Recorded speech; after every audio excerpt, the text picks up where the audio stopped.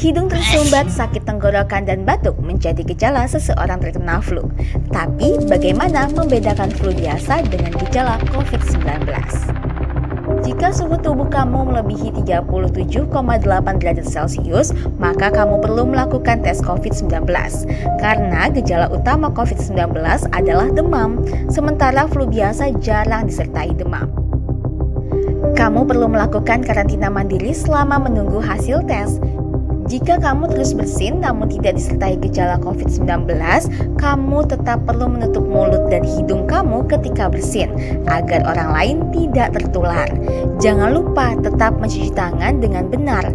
Hidung berair tanpa disertai gejala lain biasanya juga merupakan flu. Tapi jika kamu sampai kehilangan indera perasa dan penciuman, bisa jadi kamu terinfeksi COVID-19. Segera jalani tes untuk memastikan kondisi kamu ya. Batuk terus-menerus juga gejala COVID-19. Tapi seperti apa patokannya? Batuk terus selama lebih dari 1 jam atau bahkan selama 24 jam. Lalu jika kamu sesak nafas, segera hubungi dokter. Tanyakan pada dokter tentang prosedur pemeriksaannya. Karena kamu bisa menularkan COVID-19. Kamu bisa menghubungi layanan COVID-19 di 112 atau 119.